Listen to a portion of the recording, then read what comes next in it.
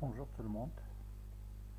Dans cette vidéo, on va essayer de traiter l'économie de la connaissance comme étant un troisième facteur à long terme de la croissance économique, ou bien le troisième déterminant à long terme de la croissance économique. Dans cette vidéo, on va essayer d'abord de traiter le contexte de l'apparition de l'économie de la connaissance, en faisant un survol historique à ce contexte. Puis, on va passer à la définition de l'économie de la connaissance et on va finir par aborder les grands piliers de l'économie de la connaissance. Pour la première des choses déjà, jusqu'à maintenant, il n'y a pas une expression, une appellation exacte de ce qu'on entend par l'économie de la connaissance. Ainsi, on utilise alternativement les expressions suivantes: l'économie de savoir, l'économie de la connaissance, l'économie immatérielle ou encore capitalisme cognitif. Toutes ces expressions pour dire la même chose, pour désigner la même chose, c'est l'économie de la connaissance. Les premiers jalons de l'économie de la connaissance semblent avoir posé par Friedrich Schlick en 1962. On publie un article intitulé The Production and Distribution of Knowledge in the United States, c'est-à-dire la production et la distribution de la connaissance dans les États-Unis d'Amérique. Donc la première date marquante dans l'histoire de l'évolution de l'économie de la connaissance, c'est bien donc le 1962 avec cette publication de Friedrich Schlick. Juste après, donc exactement 1977, un certain Mark Uriporat a montré dans sa thèse que près de 45% de la main-d'œuvre américaine, ou bien employée aux États-Unis d'Amérique, avait pour tâche de manipuler de l'information. Imaginez-vous donc à l'époque 45% de la main-d'œuvre, c'est-à-dire globalement la main-d'œuvre, il est toujours moins qualifié, il est peut-être analphabète, mais 45% de cette main-d'œuvre manipule déjà de l'information. En 1978, les Français, dans le cadre d'une annexe d'un rapport officiel, ont repris les travaux de Porat et ce rapport intitulé L'informatisation de la société. Et à partir de 1978, les Français également commencent à s'intéresser à cette économie de la connaissance. Voilà d'une manière concise, brièvement, donc une petite histoire qui montre l'évolution de l'apparition, les conditions, bien le contexte général de l'apparition de l'économie de la connaissance. Comme illustration, regardez ici donc au niveau de l'Amérique, ce tableau montre l'évolution du capital tangible, c'est-à-dire le capital matériel et le capital immatériel. Regardez, entre 1929, 48, 73, 90, c'est vrai donc aussi bien l'économie ou bien le capital matériel que le capital immatériel sont en augmentation. Sauf que, regardez donc au début 1929, le capital matériel représente presque le double du capital immatériel. Ici, c'est 6 trillions de dollars et c'est 3 trillions de dollars, c'est presque le double. 1948, c'est vrai, donc toujours le capital matériel dépasse le capital immatériel, sauf que l'écart a baissé donc, pendant cette période. Ce n'est pas le même écart qu'en 1929. L'écart en 1929, c'est presque 3 trillions. Ici, c'est presque 2 trillions. Regardez en 1973, ils sont presque égales, sont presque les mêmes, 17 trillions, ici 17 trillions. Mais à partir de 1990, qu'on peut qualifier de point d'inflexion, on a un basculement de l'économie mondiale, de l'économie matérielle vers l'économie immatérielle.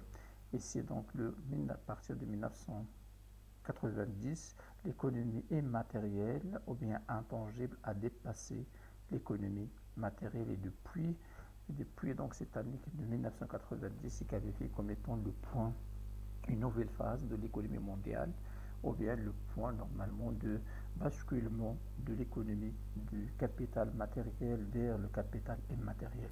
Concernant les composantes du capital immatériel, ce sont généralement l'éducation et formation, santé et sécurité de mobilité, recherche et développement. Alors que le capital tangible, ou bien matériel, ce sont généralement les structures et équipements, voilà, les immobilisations de manière générale, les stocks, matières premières et les stocks de produits finis, les autres et les ressources naturelles. Donc, regardez, donc, ce qui est important dans ce tableau, c'est que, ou bien dans cette étude, c'est qu'à partir de 1990, donc, on assiste donc à une nouvelle ère dans l'économie mondiale. Exactement, c'est ce qu'on va noter ici, une nouvelle phase de l'histoire économique dans laquelle, selon certains économistes, nous sommes entrés depuis la fin de siècle dernier, c'est-à-dire depuis la fin de 1900, depuis l'année 1990. Et l'année 1990 coïncide avec l'arrivée de l'Internet. Avec l'arrivée de l'Internet, qualifié par beaucoup d'économistes comme étant une innovation de rupture majeure qui a permis donc de lancer un nouveau cycle économique. Il est à noter ici que l'économie de la connaissance est un concept opérationnel assez nouveau. Ce n'est pas la même chose que les autres, que l'économie par exemple, que l'économie matérielle ou bien le capitalisme matériel. On a commencé par la théorie existe déjà, le débat théorique, puis on a essayé donc de développer des systèmes économiques sur la base de la théorie libérale et ainsi de suite. Mais ici donc la logique est inversée dans l'économie de la connaissance. C'est généralement, on a commencé par voir le phénomène dans le terrain, et déjà donc l'économie de la connaissance, il est installé déjà dans le terrain. Là, on a ici aujourd'hui donc de développer un modèle explicatif de cette économie. Deuxième des choses au niveau de sa promotion, ce ne sont pas les économistes et les théoriciens qui ont promu, mais généralement ce sont les organisations internationales qui ont été derrière sa promotion. Exemple, l'Union européenne, lors de la déclaration de Lisbonne en 2000, les rapports du Programme des Nations Unies pour le développement, la Banque mondiale, également l'OCDE et Cisco, donc l'organisation islamique donc de l'éducation et de la culture. Toutes ces organisations ont essayé de promouvoir cette économie de la connaissance et d'en faire bien évidemment donc l'économie de l'avenir. Maintenant, comme définition, on va essayer donc de définir l'économie de la connaissance selon deux sources. Première des sources, c'est Kenneth Arrow, donc cette économiste a essayé en 1962 de définir l'économie de la connaissance en remarquant que l'activité de l'innovation est séparée des activités de production classique. Déjà en 1962, Kenneth Arrow donc il a remarqué comme quoi donc il y a deux activités, deux grandes activités qui sont différentes l'une de l'autre.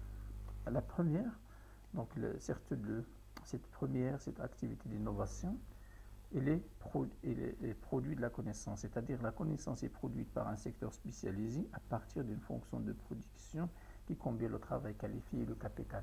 C'est-à-dire donc l'économie de la connaissance, c'est une économie dont un secteur spécialisé, une activité spécialisée, utilise une fonction de production très spéciale également, parce qu'il utilise un travail bien sûr donc qualifié, pas n'importe quel travail, avec le capital. Son output, bien son produit fini, le output de ce secteur consiste quoi? En de l'information échangée sur le marché. Donc, comme définition, on peut dire donc à partir de ça que l'économie de la connaissance, au sens de Kenneth Arrow, est une économie dans un secteur spécialisé produit de l'information ou bien de la connaissance en utilisant une fonction de production spéciale qui combine le travail qualifié et le capital. L'OCDE a défini d'une manière très précise l'économie de la connaissance en précisant qu'elle est directement fondée sur la production, la distribution, l'utilisation de la connaissance et de l'information. Donc l'économie de la connaissance selon l'OCDE, c'est une économie qui produit, distribue, utilise de la connaissance et de l'information. Voilà généralement deux définitions qui montrent, qui ont essayé donc de définir qu'est-ce que l'économie de la connaissance. Maintenant, quels sont les grands piliers de l'économie de la connaissance, ou bien l'économie cognitive? Donc les piliers, c'est-à-dire sur quoi se fonde cette économie, qu'est-ce qu'il faut avoir comme prérequis et comme base pour construire une économie de la connaissance. Selon la Banque mondiale, 4 piliers. Selon la Banque mondiale, il faut 4 piliers. Le premier pilier, c'est de l'éducation et ressources humaines. Regardez pourquoi, parce que on a dit que la fonction de production de l'économie de la connaissance, elle est spéciale. Elle mobilise, il nécessite un travail qualifié. Deuxième système d'innovation, un système d'innovation depuis la recherche fondamentale jusqu'à l'innovation, jusqu'à la diffusion même de l'innovation. Également là, un système, donc un système, c'est-à-dire donc il faut plusieurs éléments qui permettent d'encourager l'innovation.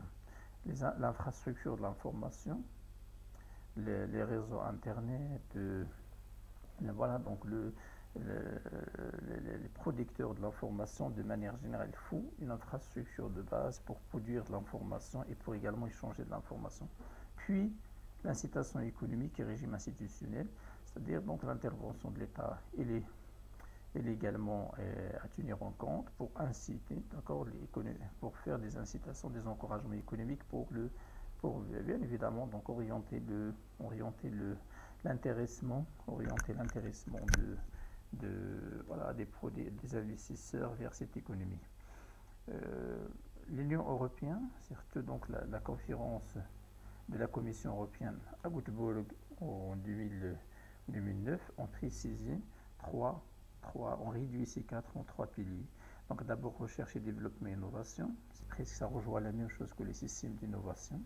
Deuxième pilier, c'est l'éducation, c'est la même chose que l'éducation et ressources humaines. Et enfin, l'éthique, troisième, l'éthique, c'est-à-dire les technologies de l'information et de la communication, c'est presque la même chose de dire l'infrastructure. Donc 3 piliers sont essentiels, c'est la recherche et développement, l'innovation, éducation, technologie de l'information. Voilà de manière générale ce qu'on peut dire concernant les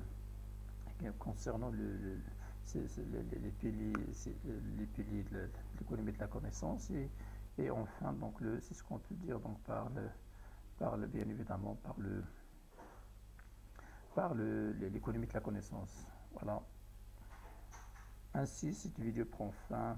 Merci pour votre attention.